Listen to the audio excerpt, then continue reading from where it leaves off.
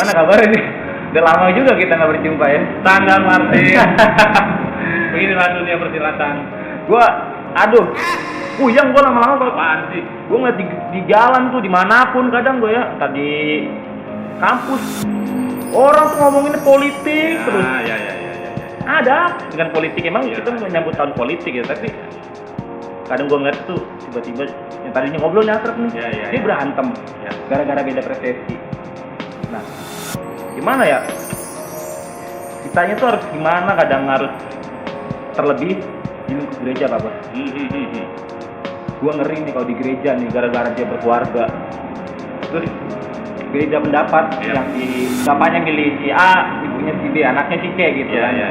Sikap itu tuh seperti apa, Bos? Oke. Wah, ngomongin apa sih nih? Saya update banget. Apa nih Martin? Lagi ngomongin apa nih? Ya salah. Ini kan kita lagi tren tahun politik, Bu. Oh. Banyak banget biasa nih, apalagi udah pada deklarasi kan. Apa namanya paslon-paslon gitu kan. Ya. Jadi ya, Wah, agak rancu ya. Mbak Andrea. Dari mana sih ini? Iya, capek banget. Entar saya ini kan. Ada. Oke, Baik, gue baik. ngeliatin bendera di mana-mana. Bendera, banner. Ya. Jadi kayak nyampar. Ya. Bendera politik maksud lu? Ya, gitulah. Oh, iya, gue paham lah. Depan. Iya, paham gue juga. Begitulah. Orang semua sedang berlomba-lomba untuk menunjukkan jualan mereka, Tim. Tapi ya itu benar bahasanya Bang Andre yang tampak luar biasa dari suasana kampanye ini ya. Jadi ya itulah kreativitas kita utama. Betul, nggak di mana benar dong. Di flyover gue lihat banyak banget tuh. Iya, di red, kuning, merah, biru kadang banyak. Billboard semuanya rata-rata tuh udah muka-muka orang. Benar. Iya sih, pertanyaan lu ya sudah gampang ya. Coba kalau tadi Martin bilang kondisi perpolitikan ini mempengaruhi apa tadi lu bilang? Sikap gereja dalam berpolitik. Oke. Tapi poin lu tadi kan ke bahkan mempengaruhi antar relasi satu sama lain gitu ya. Ya, gua coba flashback dulu. Penilaian gua kayaknya untuk 24 tidak akan setajam 19. Tebakan gua ya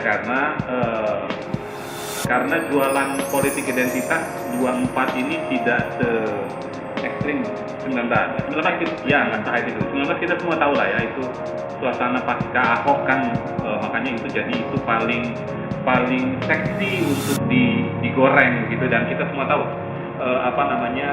disharmoni bangsa kita pasca 19 itu signifikan luar biasa. Bukan hanya gue pikir semua orang ya tanpa terkecuali kita punya suasana yang jadi awkward karena relasi berkaitan dengan pilihan-pilihan orang gitu ya, di grup kayak apaan tahu di tahun itu ya, Kayaknya singgung-singgungan sedikit ngedukung orang dianggapnya cebong lah atau betul apa. itu kampret ebong di zaman itu luar biasa. Bahkan gua 24 tidak setajam itu. Ada isu-isu tapi pilih gua isu politik identitas Sarah kayaknya nggak terlalu seksi lagi untuk diangkat. Ya kita semua tahu pasca keterpilihan pasca deklarasi paslon ini capres dan calon wakil presiden sepertinya ketokohan mereka tidak maksudnya cukup kondusif untuk lalu kita bisa percaya bahwa isu politik identitas dan SARA tidak terlalu signifikan sepertinya tahun ini. Tadi poin Lutin soal gereja. Gereja punya tanggung jawab besar ya dalam mengedukasi jemaat ya. Kita umat Kristiani atau gereja, kita semua tahu bahwa kita gereja tidak berpolitik praktis. Apaan sih? Simpelnya gini, berpolitik praktis, gereja tidak berafiliasi kepada satu pasangan tertentu. Gereja tidak berafiliasi kepada partai atau golongan tertentu. Tidak boleh, ya. Kita semua tahu itu. Jadi yang bisa dilakukan gereja adalah mengedukasi jemaat mempersiapkan diri mereka konstelasi 24 ini. Itu rutin. Edukasi udah awal ya. Kalau misalkan paling sederhana yang paling ada di depan mata adalah bagaimana para tokoh-tokoh agama atau dalam hal ini gereja, pendeta maksud saya, bisa memberikan value, ya. Value itu menurut saya yang perlu sering diangkat tentang bagaimana mereka mempersiapkan diri mereka untuk mengenal paslon-paslon itu, gitu ya, mengedukasi diri mereka sehingga lalu tidak terjebak dalam isu-isu yang ya kita semua tahu ya, isu-isu yang sangat mudah untuk mempengaruhi proses pemilihan jemaat terhadap pasangan-pasangan tertentu. Ya itu saya pikir masih cukup masih ada dan bisa mempengaruhi, tapi saya pikir tidak sesignifikan pengalaman Pilpres 2000 atau 5 tahun yang lalu, gitu ya. Itu Bang Abed. Jadi gereja mengedukasi jemaat biar jemaat itu meyakinkan dirinya pada pilihannya aja, gitu Betul, ya. betul. Ikut-ikut yang menyinggung apa gitu Betul. ya. Fokus pada Iya, betul Bang Abed. Gini, jualannya mereka aja. gereja itu terlokalisir untuk isu-isu politik praktis. Maksud saya begini, mimbar harus terlokalisir dari isu-isu seperti itu. Ya, mimbar hanya dipakai untuk menyampaikan apa yang menjadi suara Tuhan kepada jemaat. Kalaupun ada ruang-ruang yang mau dipakai untuk gereja perlengkapi jemaat, ruang atau diskursus lain, misalkan contohnya, kita bisa membangun sebuah ruang diskusi atau ruang diskursus dengan jemaat terhadap paslon tertentu, ya, berkaitan dengan apa yang menjadi visi misi mereka, kita mengetahui lebih dalam, begitu ya, mengajak mereka berdiskusi tentang apa yang menjadi harapan masyarakat atau jemaat, begitu ya. Saya pikir itu. Jadi gereja atau apalagi mimbar tidak dipakai sama sekali untuk kepentingan golongan atau pasangan-pasangan tertentu. Itu saya pikir cukup fatal. Dan yang paling menarik Bang Abed atau Bang Martin, Bang Adrian, jemaat itu percayalah hari ini sudah sangat teredukasi. Boleh coba satu saja tendensius muncul di atas mimbar oleh pendeta terhadap kecenderungan misalkan mengarahkan terhadap salah satu paslon, percayalah selesai ibadah jemaat pasti akan memberikan feedback. Gua pede banget ini. Mereka bukan gak mau, tapi janganlah gereja tendensius terhadap tokoh-tokoh tadi, gitu ya.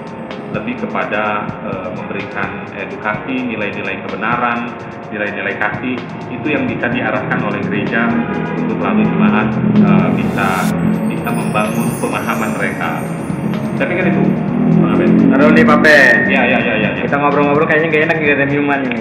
Nah, cakep Iya. ini dari tadi ngobrol tuh, iya.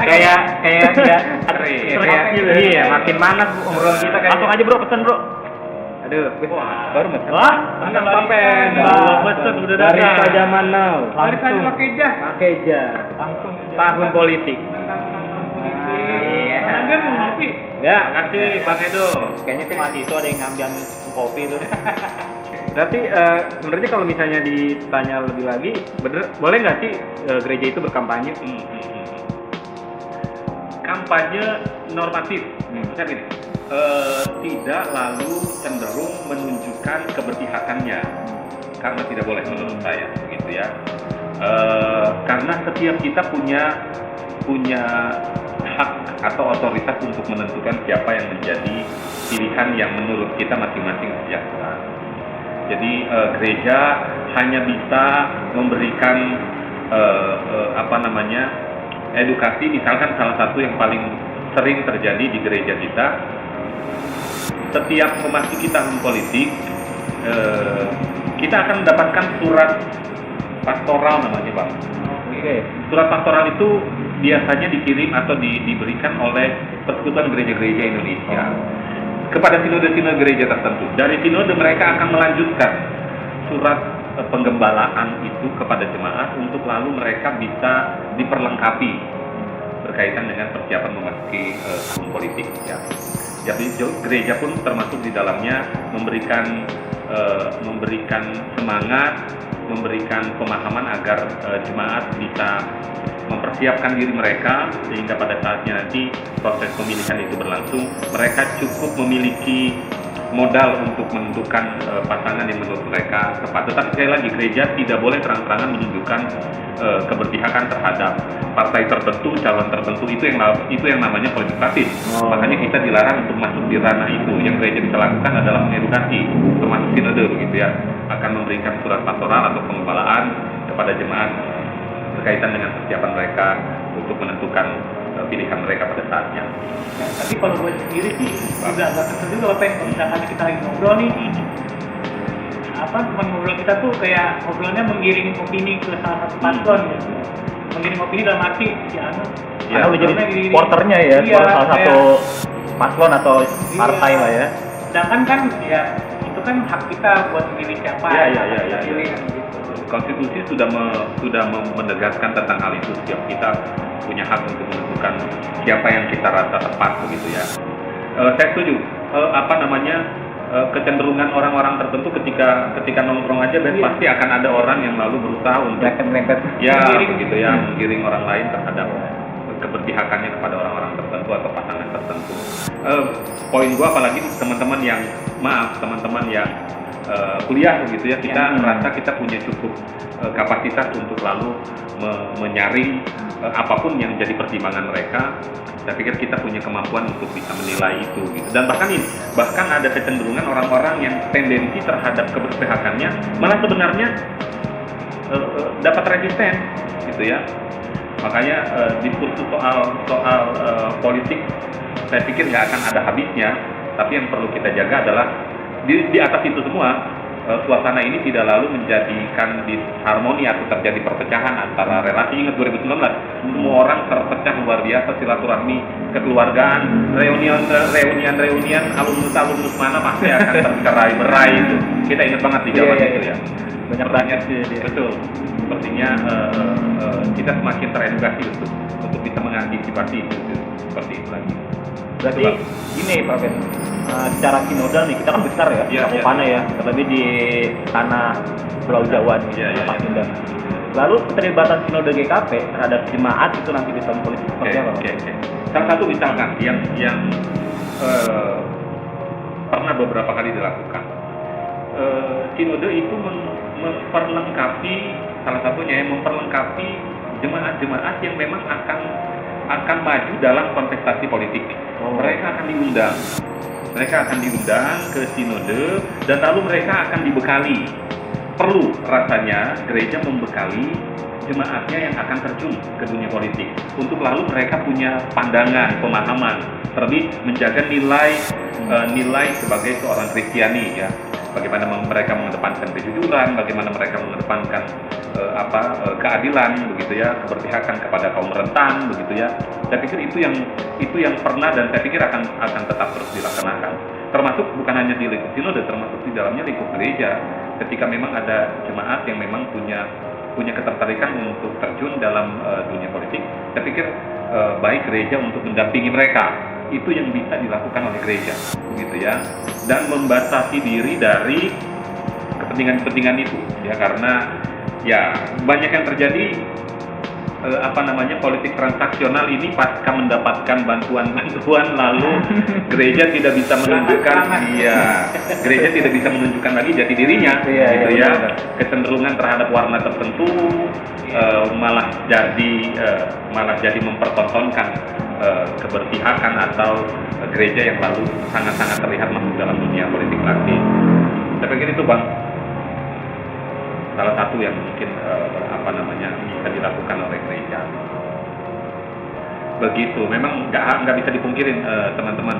Itu saya pikir semua orang sekarang lagi mantengin tentang berita-berita politik ya, menarik memang gitu ya. Dan semakin banyak orang yang tertarik, semakin banyak orang yang mencari informasi. Saya pikir bersamaan dengan itu kita akan teredukasi juga untuk punya screening terhadap isu-isu yang mungkin rentan dan lalu akhirnya menjerumuskan kita atau jemaat. Saya pikir itu. Mungkin kalau dari Alkitab sendiri ada kutipan ayat yang ini kan sih yang Menggambarkan suasana pemilu gitu. Iya. Atau tentang Iya. politik ini ya. pandangan kita. Ya. Ada beberapa teks yang tidak tendensius langsung bicara tentang politik, tapi misalkan di salah satu teks doakanlah kota kemana kamu aku utus, begitu ya. Doakanlah kota itu karena kesejahteraan kota itu adalah kesejahteraanmu juga, ya. Otomatis. Jadi artinya begitu. Itu lalu kenapa saya pernah mendengar juga ada statement ketika doa syafaat yang salah satu pokok yang paling buat tanda kutip malah jemaat adalah doa poin terakhir. Apa itu? Doa buat bangsa dan negara. Takut jadi panjang doanya dan lain-lain. Sekali lagi, filosofinya kuat, bukan tanpa alasan. Bahkan doa itu disisipkan karena panggilan kita bergereja, bernegara. Teman-teman, orang Kristiani itu memiliki dual citizenship, ya. Ada sebutannya itu secara teologi. Dan itu ya mungkin para teolog tahu. Dual citizenship itu apa? Kita adalah yang pertama dua kewargaan. Yang pertama kita adalah warga negara, dan yang kedua adalah kita adalah warga kerajaan Allah. Jadi panggilan itu akan selalu bersamaan, Bang Abed. Oke. Mas Martin, Bang Andrian, kita akan selalu memiliki dua tanggung jawab itu dan harus berjalan beriringan. Jadi tidak bisa hanya hanya terus berpihak kepada dalam tanggung jawab kita sebagai warga negara tanpa bergereja. Sebaliknya, kita tidak bisa hanya menutup mata terhadap kepentingan gereja dan menutup mata terhadap kepentingan bangsa dan negara. Jadi sampai kapanpun orang Kristiani akan memiliki dua kewargaan tadi, dua citizenship sebutannya.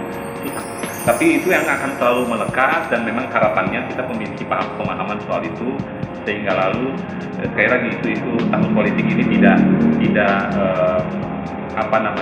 memudahkan masyarakat tercerai-berai dengan konflik-konflik kepentingan tertentu. Jadi dari Bapak sendiri ada harapan nggak nih buat kita khususnya nih yang Mudah-mudahan. Oke. atau buat jemaat secara khusus? Sebagai pemilih nanti ya. Oke. Ya, buat anak-anak muda, bonus demografi kita semua tahu. Ya. Saya nyerempet sedikit. Kenapa itu atau segmentasi kaum muda harus wajib digrab oleh paslon-paslon karena bonus demografi dan jumlah persentase pemilih muda di 2024 ini clear. Jumlahnya teman-teman tahu nyaris separuh. Wow, Iya. ya. Iya, berebut. Ini kan bukan hanya signifikan. Jadi nyaris 50%. Dan data di mana-mana soal itu. Jadi bayangkan ceruk muda ini kalau diambil, maka dia akan memiliki potensi kemenangan yang sangat signifikan. Datanya bilang begitu, dan di mana-mana data itu tersebar. Jadi kita tidak bisa menutup mata, teman-teman. Kelangsungan negara kita ada di tangan kita yang memiliki hak suara. Jadi jelas ikut ambil bagian. Catatannya adalah edukasi diri kita, perlengkapi diri kita dengan data-data, sehingga lalu nanti kita sejahtera untuk menentukan siapa pasangan yang kita tentukan dengan keputusan yang tanpa diintervensi oleh kepentingan pragmatis. Saya pikir itu Diri. Yes, begitu ya. Kita punya hak untuk itu, tapi baiknya edukasi diri kita supaya kita sejahtera dalam menentukan keputusan dan sama sekali tidak digiring oleh opini-opini tertentu. Saya pikir itu, Bang Abed, Bang Martin, Bang Andrian. Jadi selamat menentukan pilihan, begitu ya, selamat menentukan keputusan, dan sekali lagi saya pikir ini akan menjadi isu yang akan terus menarik menjadi bahasan kita. Itu saudara-saudara yang dikasihi Tuhan, tolong ngopi lagi. Terlalu serius kita ya, kita ngopi dulu aja nih, seruput dulu. Ya, siap. Ya, kita beberapa bulan lagi soalnya ya. Iya. Kita 3 bulan lagi. semakin seru, apalagi paslon-paslonnya kita sudah tahu. Beberapa dua sudah deklarasi, yang satu tinggal menunggu deklarasi calon wakil presiden. Tapi saya pikir kita semua sudah tahu arahnya akan kemana, dan ya kita doakan ya semuanya semakin kondusif. Tidak ada lagi pengalaman-pengalaman masa lampau yang akhirnya memecah belah kondisi jemaat begitu ya, karena itu saya pikir akan menjadi keprihatinan kita bersama. Semoga konflik Timur Tengah tidak, tapi saya kok rada yakin ya kondisi perang di Timur Tengah, sorry di Israel dan Hamas, saya pikir tidak akan mempengaruhi signifikan sama sekali dengan kondisi jemaahnya. Itu menurut saya, abang-abang. Ya, kiranya kita juga jemaat khususnya ya makin Percaya diri, yakin dengan pilihannya, iya. jangan tidak gampang mudah terpancing. Karena apapun juga itu pesta demokrasi kita ya. Iya, Betul. betul. Apapun pilihannya, warnanya apa, nomornya berapa, Betul. ya semuanya harus dirayakan. Betul. Nggak harus salah satu teman kita ini kita ikutan jadi kayak gitu Iya. juga. Betul. yang enggak. Yes. Poin Bang Andren benar sekali, berarti kita lebih fokus ke pesta demokrasinya Betul. saja ya. Dan Masalah ambil pilihan. bagian, Tin, kalau bisa. Iya. Ambil bagian ya. Jangan golput ya. Jangan golput, betul. Meskipun ya itu hak, tapi sekali lagi kita tentukan arah negara kita ke depan dengan keterlibatan kita dalam proses pemilihan kepala daerah pertama dan tidak selanjutnya proses pemilihan presiden dan wakil presiden. Saya pikir itu. Terima kasih teman-teman. Semakin kreatif, semakin produktif untuk berbuat konten, karena jemaat sangat membutuhkan konten-konten yang saya pikir bisa untuk mengedukasi dan memperlengkapi jemaat. Bang Andrian, Bang Abed, Bang Martin, semangat terus teman-teman multimedia. Tuhan Yesus memberkati kita semua ya. Baik. Sampai bertemu kembali di lain waktu dan Sampai ketemu lagi teman-teman. sampai jumpa teman-teman.